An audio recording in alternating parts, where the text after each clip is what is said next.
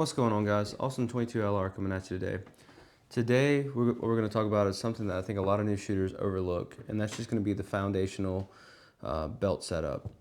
Now, with that being said, I'm going to go through what I have and the brands that I would recommend, the brands that have done very well by me for the past 6 or 7 years or whatnot. You don't have to buy the brands that I'm recommended.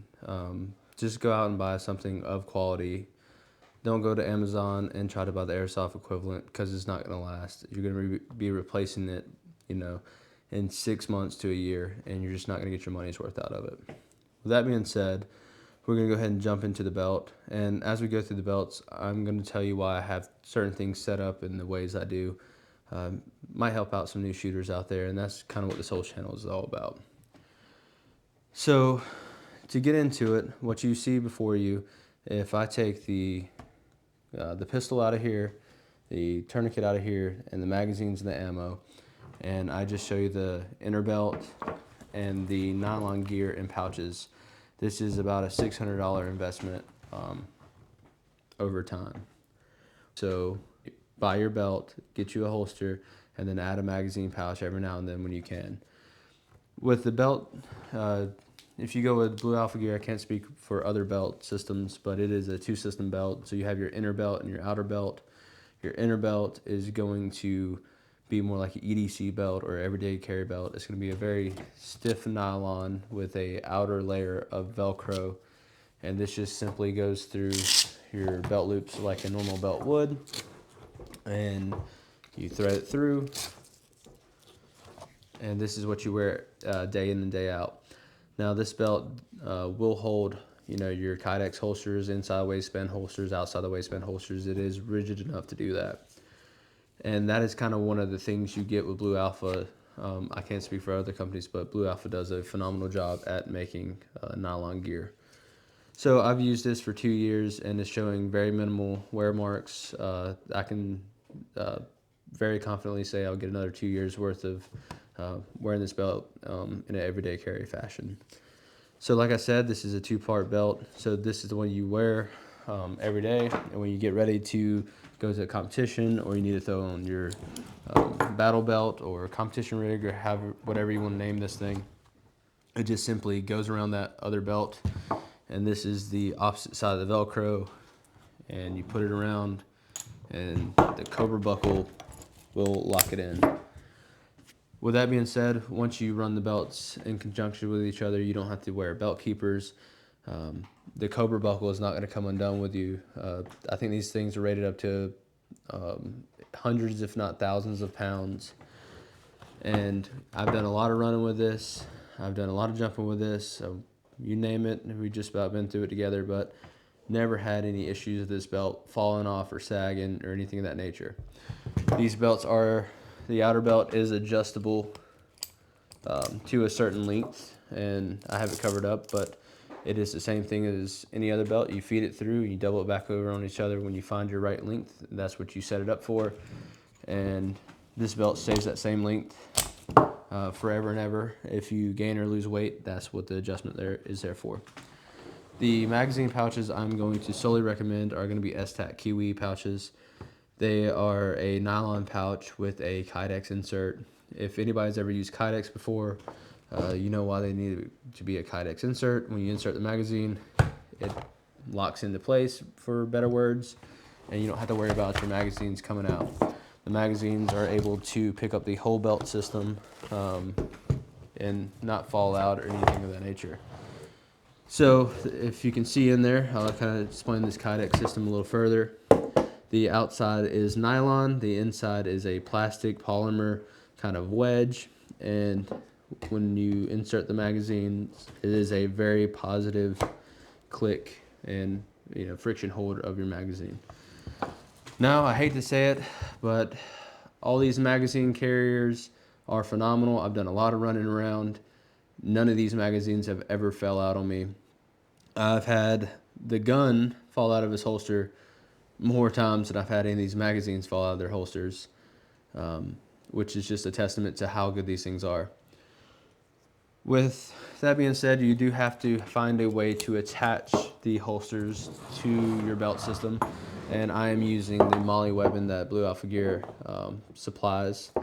And I'm also using the Blue Alpha Gear Molly strip attachments. Now, S-Tac Kiwi makes phenomenal pouches, but the one thing they kind of don't do so well in is the attachment strips, to affix their pouches to a belt. The Blue Alpha Gear attachments are by far the best on the market that I've found so far, but they are expensive. If you look at 1, 2, 3, 4, 5, 6, 7 straps, you're looking at about $40 in the little pieces or material to thread your holsters on. With that being said, if you buy once, cry once there, you're never gonna have to fiddle with these again unless you want to move them. And anybody that's ever wove Molly on to the point that they're making a semi-permanent fixture to their holster, it's something you only want to do once, because they are kind of a pain in the butt to get the needle nose pliers out, thread it through, think you're about to break some threads or whatnot. So I strongly advise you just pony up and spend the money on the Blue Alpha Gear accessories. Best on the market. And I will say, when I bought these, so you see they work really good for the pistol magazines. When I first bought all these, they only had one size, and that was the original pistol size magazine, attachment. But since they have come out with different links to do the rifle, and if I want to change something later in life, I would just buy the longer straps, so that way it appeases my OCD of all of my tabs laying down. But this works perfectly fine for what I'm doing here. Another S-Tac product is the dump pouch. Now, you don't need a dump pouch, but it is a high convenience factor for anybody that's going to spend extended time on range. Dump pouches are kind of like I explained, they're just convenience. So you might want to throw a handful of loose rounds in here so you can load your magazines up, water bottles, extra magazines, you name it. That's what your dump pouch is for. All right. But with that being said, I think S-Tac did a phenomenal job with this dump pouch, because if I lay down the belt flat, you can see that the dump pouch stays open and keeps its form.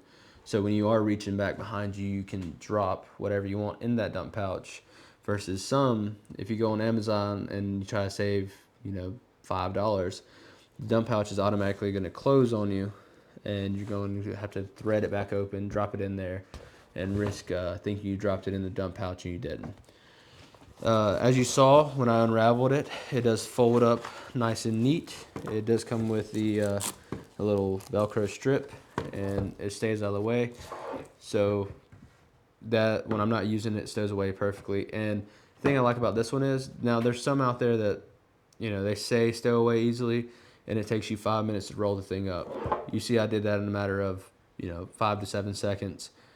And anything that can help me save time, I'm in the point in life where I'm going to spend the money and do that. S-Tac, what S-Tac did better than the magazine holders and the dump pouch holder is the way they have fixed this. So they used 100% of their brain, and when you get it, that's how it comes. And to fix, you don't have to weave anything through Molly. It simply just closes down on top of each other, and boom, that thing's not moving. It Velcros to itself, to the belt, the inner belt. It's not going to slide around to you. That's hands down the best way ever to fix anything to a battle belt. Because you got to think, you want it to be modular. You want it to be something that, if you want to switch it over to a different shooting style, you can do fast. And I thought that was phenomenal. So we'll keep looping back around, and you'll see I have a Safariland holster here. Safariland's kind of like the gold standard when it comes to duty style holsters, and in my case, it's no different. I have the QLS system that just allows me to fix different types of holsters to my competition belt. Say I want to try out a different pistol, I just can slide the holster down in there, call it a day, move on. Now, this is something that you can save money on. This is a Amazon purchase that I tried out, and it did really good. This is a $9 leg strap from Amazon. I think it's, let's see if it has, nope. It doesn't even have a brand on it, but I think it is Fire Force, possibly, or IDEO Gear. It's one of those two. I think this strap was about $9, and it has done phenomenal as a leg strap. The main thing you want to look for when buying a leg strap is just make sure it has some sort of bungee before the buckle, so that way when you're moving, the strap is able to give. But by all means, if you want to go out and buy a Blue Alpha Gear or T-Rex Arms or whatever it might be, go spoil yourself. You're never going to go wrong with a higher tier brand. This is just something that I bought off a whim because I didn't know if I was going to use a leg strap. Fell in love with using a leg strap and haven't found the need to replace it. And I just run my leg strap between the regular holster paddle hanger and my QLS system, and it just bolts in between there, tight enough to where it doesn't even move around. Probably one of the most important things you can have on a battle rig is going to be some type of medical, and I do say at a minimum you are going to want a tourniquet. We're dealing with guns. Guns have one purpose, and that's to put holes through things, and the bullet really doesn't care once it's fired. It's going there. So one thing I will say when you're buying a tourniquet is to buy off of North American Rescue. Don't buy a tourniquet off Amazon because you're going to save $2 or $3 because there's a lot of copycats on Amazon. And the last thing you want to do is figure out your tourniquet is not a legit tourniquet when you're trying to save somebody's life and it breaks, and you have to live with that for the rest of your life. Just spend the $30 or whatever North American Rescue is asking and get a tourniquet off their website. But it is being held in another, you guessed it, S-Tac tourniquet pouch. And they were using 100% of their brain when they made this too, because it also has the little Velcro straps, and you saw how easy that came off and how easy it will go back on, and never have to worry about that again. Peace of mind, great piece of gear, recommended every day of the week. Now let's kind of break down some cost of this belt. How do we get to the $600 mark? So the $600 mark really starts with the belt. Like I said previously in this video, the 2-belt system will run you about $160. It just depends on what belt you're going to get. If you want multicam's always going to be more expensive. If you want solid colors, they're usually going to be less expensive. So therefore, I went with the Coyote tan belt, and it saved me a couple dollars. All right, let's talk about my S-Tac Kiwi pouches. The first one, you'll notice it has a pronounced square on the front of it. And this is something new S-Tac has come out with, and I think it's really cool because if you ever watched any of the USPSA shooters, they have that big silver magnet on the top of their fancy Go Fast belt. And when they're done, they're unloading their gun, they're racking everything out, they're stowing their half-used mag on a magnet. Well, boom, look what S-Tac did. They did the same thing, but they kept it in a sleek, practical design, and it's not flashy. It's not a silver, dollar just staring at you, blaring in the sun. That's why this pouch right here costs $30. But with that being said, the S-Tac pouches that you see behind it are, I think they're like $25. And this is a double pouch. They are threaded together. Definitely worth the money to do the S-Tac thing. So you can see how they're starting to add up. $160 belt. I got $60 in mag pouches, and then we haven't even made it to the pistol magazines yet. The rifle magazine pouches usually run about $25 to $30 a piece, depending on color. So you got to think, just in this little spot right here on nylon, you're running $100 to $120, depending on what colors you go with. The Coltec mini Skittles bag, I think it was like $40. Hands down, would buy it again. If I had to buy something different, it would probably be the full size one. More storage can never really hurt, but I like keeping it minimalistic. So that's why I'm going to stick with the mini for now. The holster is another big hit that you're going to take. Just the holster by itself, if you buy it with the Safariland mid-ride, you know, holster hanger, I guess you can call it, it's going to run you about 150 bucks. And then if you add the QLS system, it's going to cost you about another $30 to add that. The $30 on the QLS system is absolutely money. Buy it every day of the week. It's definitely buy once, cry once, you know, system. But the interchange of, you know, if you get a bunch of holsters with it, it just makes it so fast to interchange your holsters. You don't have to unthread anything and slide anything off or unbolt anything. It's just really, you know, future-proofing your system. Like I told you, I think there's like a $9 or maybe $15 max leg strap. You know, if you want to splurge on this, I probably will upgrade this later in life. But with that being said, it's doing good. It's doing its job for now. And the holster hanger is also from S-Tac. It's just a little elastic tourniquet holder. And I think it was $15, and the tourniquet was probably $30 from North America Rescue.